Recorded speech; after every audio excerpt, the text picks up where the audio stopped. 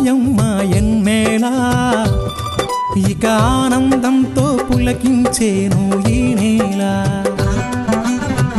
అడవి పూలు పూసాయమ్మ ఎన్నేలా ఇక ఆనందంతో పులకించేను ఈ నేల మురిసింది మారెడాకు మెరిసింది మావిడాకు పొంగింది సిన్నవాగు ఇయ్యాల జగులద్దింది జిల్లెడాకు తడిసింది తమలపాకు కొండగాలి అడవిని పెయ్యాల అడవి పూలు పూసాయమ్మ ఎన్నెలా ఇక ఆనందంతో పులకించేను ఈ నేల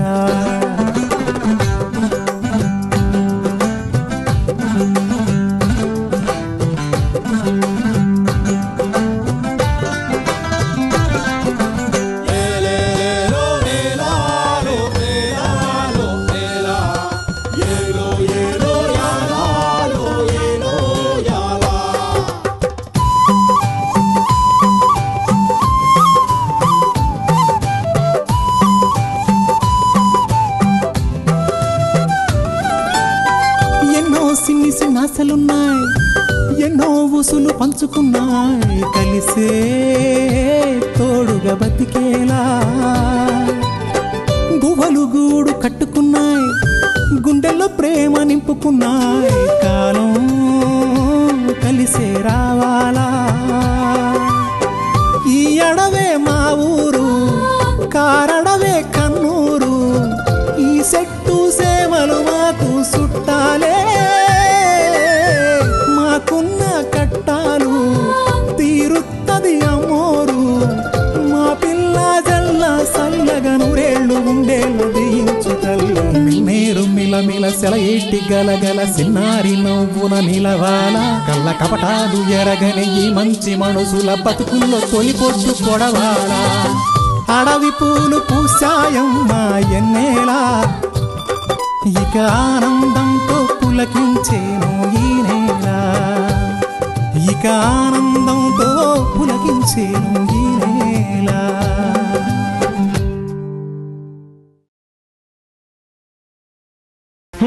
ఏం కుర్రాళ్ళరా ఆ వచ్చినవాడు నిజంగా మన శ్రేయాభిలాష లేక మన అనుపానాలు చూడడానికి వచ్చిన శత్రువులు పంపిన వేగా అది తెలుసుకోవాలి కదరా.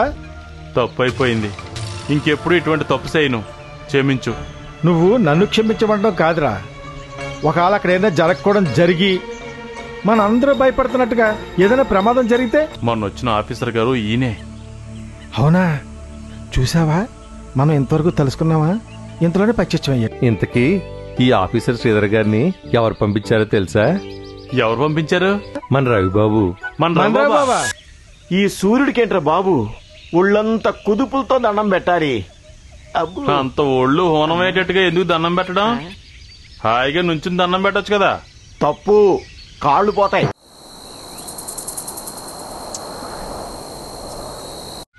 బండా, తప్పైపోయింది. అంత మహానుభావుణ్ణి రోజు చూసి చూసి చనువు పెరిగి ఆయన అర్హత ఏంటి మన అర్హత ఏంటి అనే విషయాన్ని మర్చిపోయాను. మూర్ఖుల్లా మాట్లాడాను, నన్ను క్షమించు బండా. క్షమించడానికి నేనెవర్ని? అదేదో ఆ సర్వాంతర్యామే చూసుకుంటాడు. అది సరే, సూర్య నమస్కారం చేస్తున్నావు, ఏమైందేంటి? ఏం లేదు బండా, ఈ మధ్య నడుస్తుంటే ఆయాసం వస్తోంది. అంతేకాదు కీళ్ల నొప్పులు కూడా కలుగుతున్నాయి. అందుకని. మంచిదే, చెయ్యి, కానీ సరిగ్గా చెయ్యి. ఇలా ఎప్పుడు పడితే అప్పుడు కాదు. ప్రాతకాలమే బ్రహ్మముహూర్తంలో లేచి కిమిరి సమ్మరుడు తన ఉషా కిరణాలతో భూమిని తాకుతున్నప్పుడు ప్రవహించే నదిలోనో వాగులోనో మొలలోతు నీటిలో నించొని దోసెట్ నిండా నీళ్లు తీసుకొని సూర్యునికి ఆర్ఘ్యం ఇస్తూ ఆ తోయాన్ని నెమ్మదిగా వదులుతూ ఆదిత్య మంత్రాన్ని జపిస్తుంటే నీ చేతిలోంచి నీరు కింద పడేటప్పుడు ఆ నీటి దారిలోంచి సూర్యకిరణాల్లోని అతినీల లోహ కిరణాలు వివర్ణమై నీ గుండెకు తాకి తద్వారా నీ దేహమంతా సూర్యశక్తి ప్రవహిస్తుంటే ఇక నీకు ఆ జన్మాంతం ఎటువంటి రోగాలు దగ్గరికి చేరవు. కానీ ఏది చేసినా మనసు పెట్టి చేయి, అందులో విజయం సాధిస్తావు. వస్తాను, పదజిత్తు.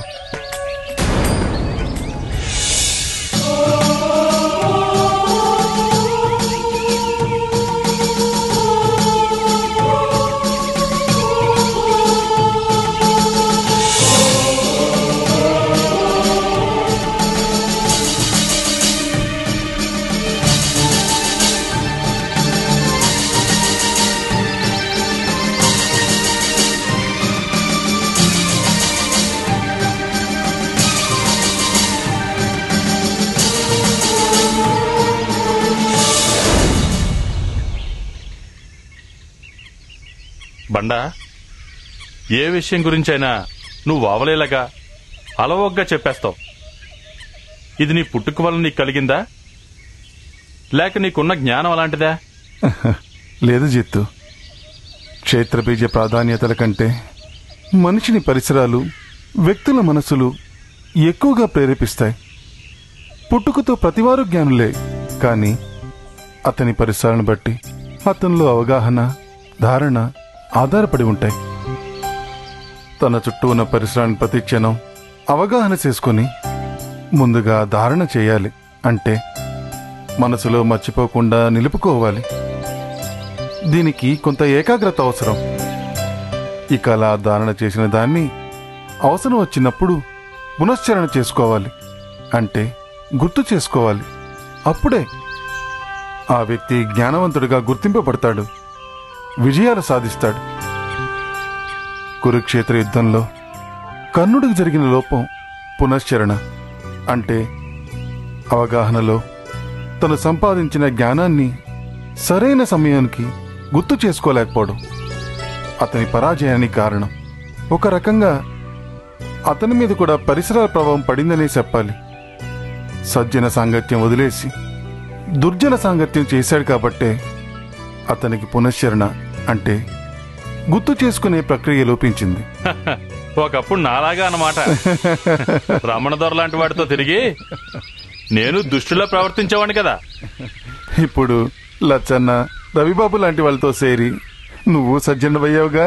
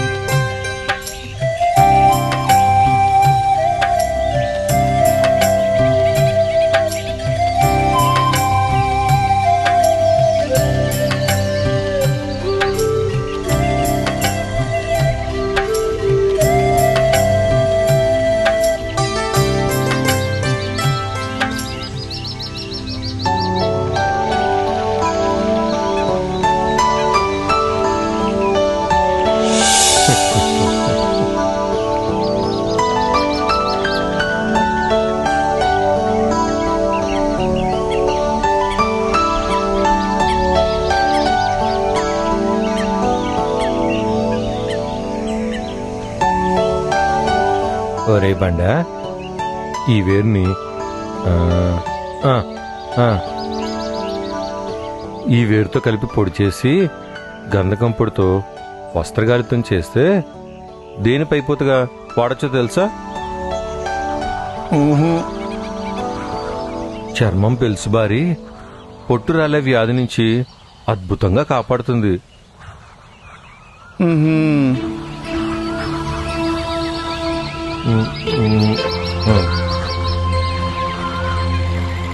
మరి ఈ వేరు గురించి తెలుసా?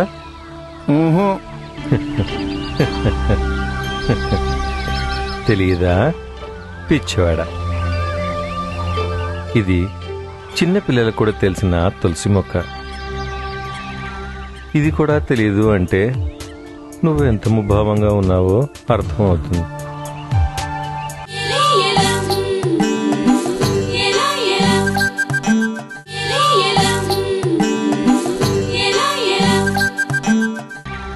ఇది కూడా తెలియదు అంటే నువ్వు ఎంత ముభావంగా ఉన్నావో అర్థమవుతుంది. అసలు ఏమైందిరా అలా ఉన్నావు? నిన్నే అడుగుతుంటా. ఏమీ లేదు. ఒరే, నేను నీ గురువునే, కానీ అంతకన్నా ముందు నీ తండ్రిని. బిడ్డ మనసు అర్థం చేసుకోలేనంతటి వాడిని కాను. చెప్పు, ఏం జరిగింది? నీ మనసులో నువ్వే బాధపడితే దానికి పరిష్కారం ఎలా దొరుకుతుంది? అదేంటో నాకు చెప్తే నీ సమస్యకు పరిష్కారం ఆలోచిద్దాం. చెప్పు చెప్పు. విషయం నేను చెప్తాను బావా. రారా హనుమా, నీ అల్లుడు దేని గురించో మదన పడుతున్నాడు. అదేటి అని అడిగితే చెప్పడు. ఆడు చెప్పడం చెప్పకపోవడం పక్కనెట్టు, ఆడు ఏ విషయం గురించి బాధపడుతున్నాడో నీకు తెలీదా? ఏంటి ఆడి సమస్యను పరిష్కరిస్తావా? అసలు ఆడికి ఉన్న సమస్య నువ్వు. మావా ఏంటా మాటలు? మా అయ్య నాకు సమస్య, అలా నేను నీకు చెప్పానా? చెప్పక్కర్లేదురా ఆ మాయి కూడా. అసలు ఆ మాటకొస్తే నువ్వు బాధపడుతున్నది కేవలం మీ అయ్యి గురించే, అవునా కదా? ఏం కాదు. కాదు కాదు అలాగని మీ అయ్యి మీద ఒట్టు చెప్పు, చెప్పరా?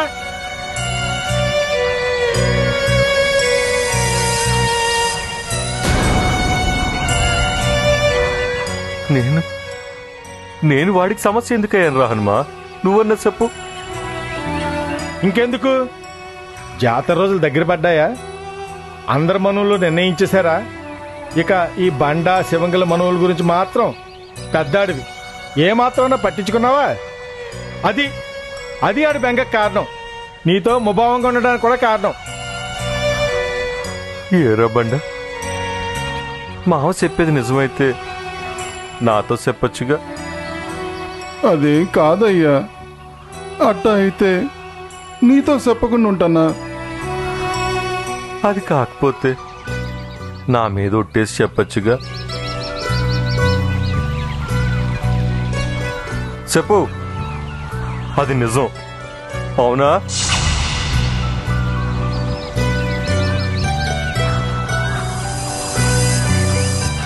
కాదయ్యా, అది నిజం కాదు. శివంగికి నాకు మనువు కావచ్చు, కాకపోవచ్చు, కానీ నేను బాధపడుతున్నది చెప్పరా, చెప్పు.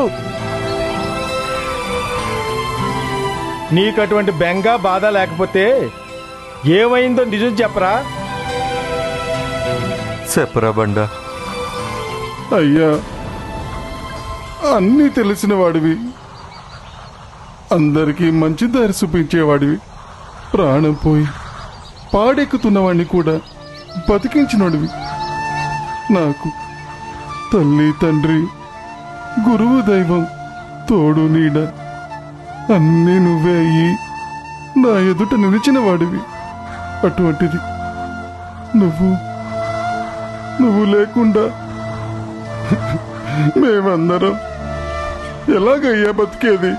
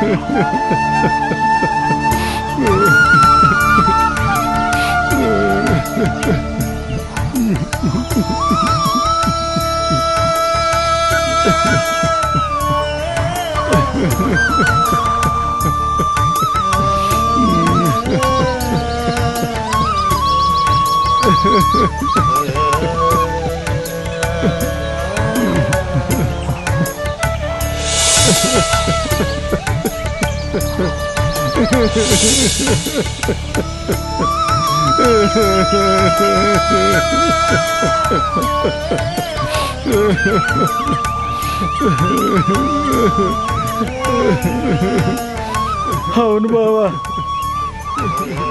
గూడులో అందరూ తమలో తాము ఎక్కుమలిపోతున్నారు. ఈ విషయం అడగలేక అవునా కాదా అని డోలామానంలో పడి సతమతం అయిపోతున్నారు బావా. ఏ విషయం హనుమా?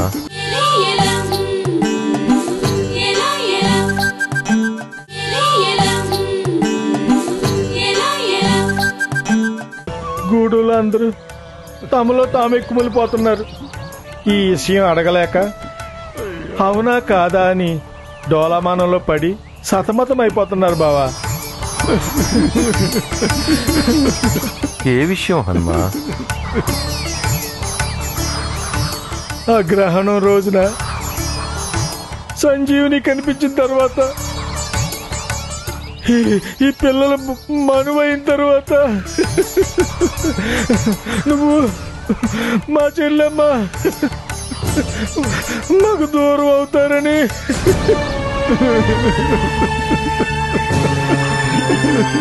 గూడుల్లో పిల్ల మేక ముసలా ముతక అందరి నోట ఇదే చర్చించుకుంటున్నారు బాబా. నిన్ను కానీ మా సత్తమ్మను కానీ అడగలేక. అర్థమైందిరా. చూడు హనుమ, నా గురించి నీ చెల్లెల గురించి అందరికన్నా ఎక్కువ తెలిసిన వాడివి నువ్వే. ఇక గూడ ప్రజలు అమాయకత్వంతో అలా అనుకున్నారంటే అందులో ఆశ్చర్యపోవాల్సింది ఏమీ లేదు. ఇక ఈ బండ అంటావా, సకల శాస్త్రాల్లో ఉపసును పట్టిన నా దగ్గర ఒడ్డుడని పసివాడే. అయినా నాకు తెలియక అడుగుతాను, అసలు ఈ పుకారు ఇంతలా పాకడానికి కారణం నువ్వే కదా బావా? నాకు తెలుసురా, నేను నీకు చిన్ననాటి స్నేహితుడిని అయినా నీ చెల్లెల్ని చేసుకోవడం వల్ల నీకు భావనైనా నా మీద ఎప్పుడు గౌరవభావమే తప్ప వేరేది ఏమీ ఎరగవు. నీ చెల్లి బావా ఆనందంగా ఉంటే చాలని ప్రతి దేవతకి మొక్కే నీ గురించి నీకన్నా ఎక్కువ నాకే తెలుసు. నీ మితిమీరిన ప్రేమతో, అంతకన్నా మితిమీరిన గౌరవంతో నేను చెప్పింది నీకు అర్థం కాక అలా అనుకుని ఉంటావు, అవునా? అంటే మే విన్నది అదే. నువ్వు అమ్మ జాతర తర్వాత ఉండరని ఆ మంగళకర మాట అబద్ధమేనా? ఆ మంగళము అని నువ్వే అంటున్నావు అంటే ప్రతిహతం అవ్వాలనే ఉద్దేశంతోనే కదా? అంతే కదా బావా.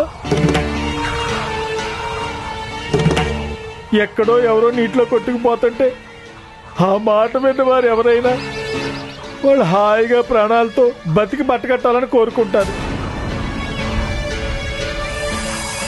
వారు బంధువుల్లాగే వాళ్ళ క్షేమం కోసం ఆరాటపడతారు. మరి అలాంటిది సాక్షాత్తు తల్లి తండ్రి అయిన మీరు బతికి బట్టకట్టాలనుకోవడం, ఆశించడం మీ పిల్లలుగా వాళ్ళ ధర్మం కదా.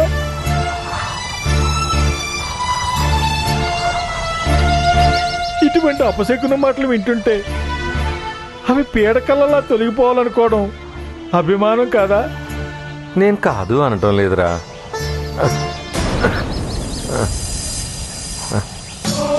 బావా,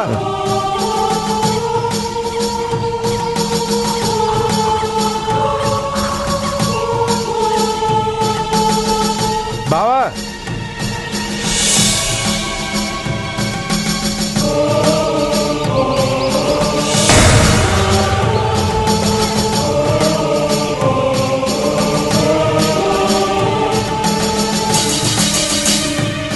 బావా, అయ్యా, ఓ బావా, ఓ అయ్యా, అయ్యా. అది కాదు బావా.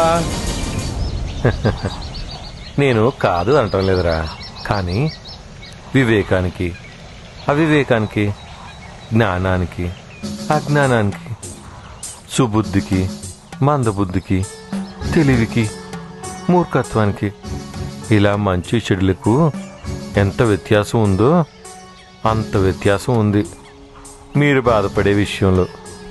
అంటే ఏముంది, మాకేదో అవుతుందని మీరు బాధపడుతున్నారు. నా జ్ఞాననేత్రానికి అనిపించింది చెప్పాను.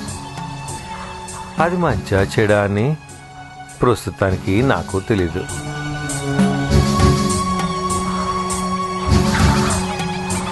ప్రస్తుతానికి అది అప్రస్తుతం.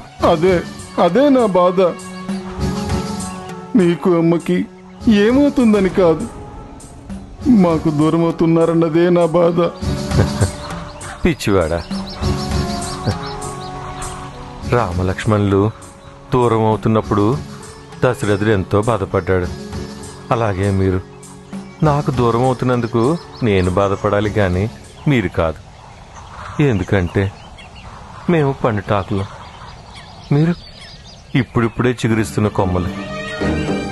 ఆ కొమ్మలు పువ్వులు పూయాలి, కాయలు కాయాలి, శాఖోపు శాఖలుగా వెల్లువెత్తాలి. అప్పుడు అప్పుడు మీరు నాలాగే ఆలోచిస్తారు, అవునా?